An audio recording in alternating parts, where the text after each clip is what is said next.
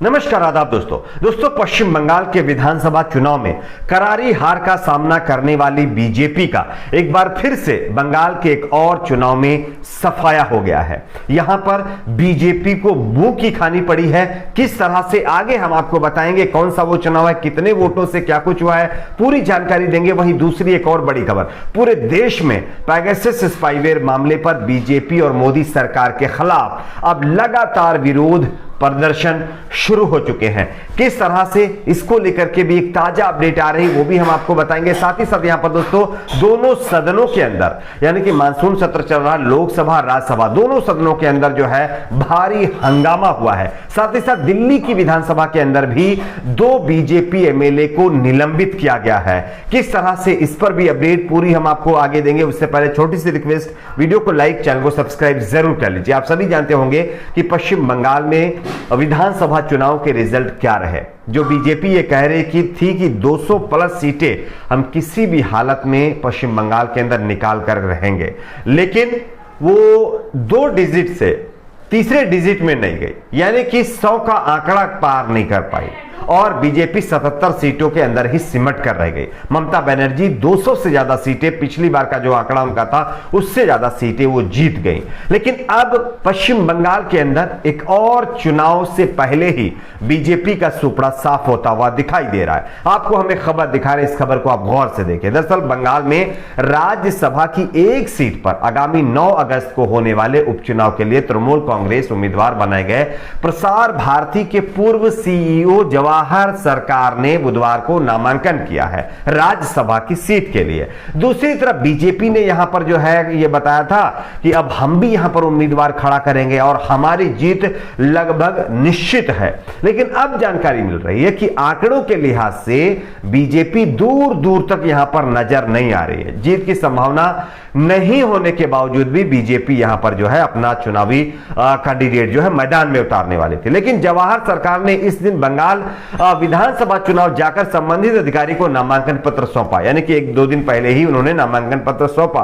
वहीं दूसरी तरफ बीजेपी की तरफ से बताया जा रहा है कि अभी तक कोई कैंडिडेट ही नहीं मिल पाया है कि राज्यसभा के लिए वो उसको नामित कर सके, उसको खड़ा कर सके। तो ये हाल पश्चिम बंगाल के अंदर बीजेपी का होने जा रहा है। और एक और चुनाव, यानी कि राज्यसभा का भी चुनाव बीजेपी के हाथ से वो तो निकलना ही था, क्योंकि बीजेपी के पास नंबर नहीं है और तृणमूल कांग्रेस के पास नंबर है। 211 से ज्यादा एमएलएज हैं उनके अपने, और कास्ट चुनाव अगर हो गया तो आपको पता होगा बीजेपी के 8-10 और विधायक जो है इनके फेवर में वोट कर देंगे तो बीजेपी की भत पिटेगी। तो कहीं ना कहीं ये भी चुनाव बीजेपी के हाथों से निकल गया है और राज्यसभा का भी चुनाव जो है ममता बनर्जी ने जीत लिया है।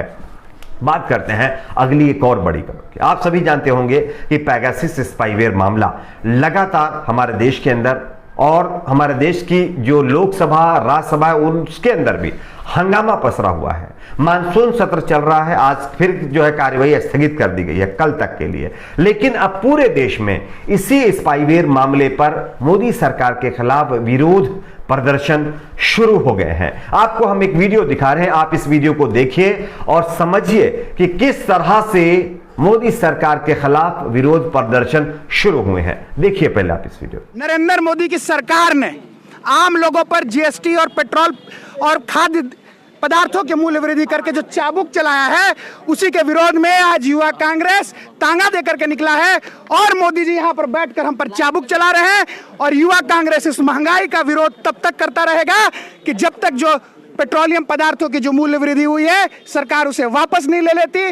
बेरोजगारी के मुद्दे पर जो सरकार ने जनता से वादा किया था, लोगों को रोजगार नहीं दे देती और सरकार माफी नहीं मांग लेती। जिस तरह से संस्थानों की जासूसी कराई गई, विपक्षी नेताओं की जासूसी कराई गई, सुप्रीम कोर्ट के न्यायाधीशों की जासूसी कराई गई, इसकी जब तक सरकार जांच नहीं कराती, आज हम लोग विधानसभा का घेराव कर रहे हैं और हम लोग सड़क पर उतरेंगे और तब तक हम लोग का संघर्ष जारी रहेगा जब तक कि सरकार माफी नहीं मांग लेती और अपनी नीतियों में सुधार नहीं करती। तो जैसा कि आप लोगों ने इस वीडियो को वॉच किया, इस वीडियो में आप देख पाए होंगे कि देश भर में लगातार बढ़ती महंगाई, पेगासस जासूसी मामले को लेकर के आज युवा कांग्रेस ने पटना की सड़कों पर सदाकत आश्रम से विधानसभा तक मार्च निकाला है।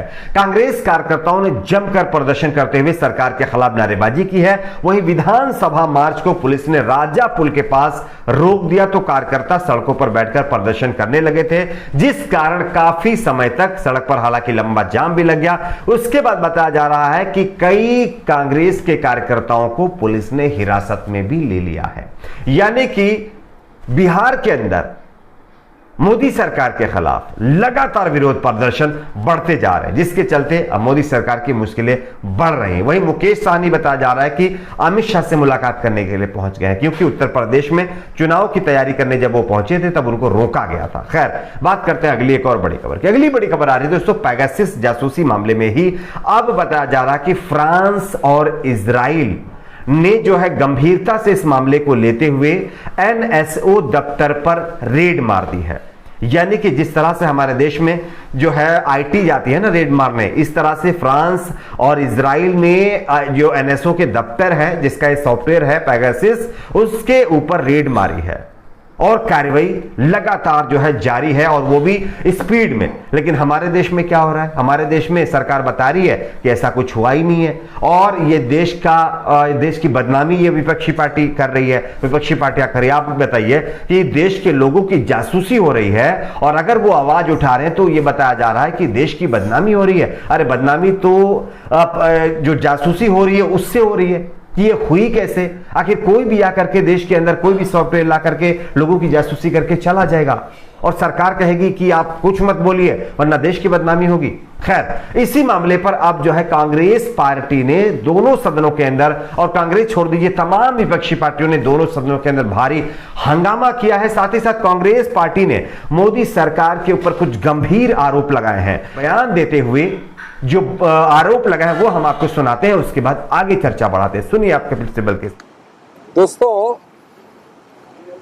कौन है जो घबरा रहा है, भाग रहा है, लुका छिपी खेल रहा है, दोषारोपण कर रहा है, मुद्दे को अवॉइड कर रहा है? हमारे ऊपर दोषारोपण करते हैं हर दिन कि हम अवरुद्ध कर रहे हैं संसद को।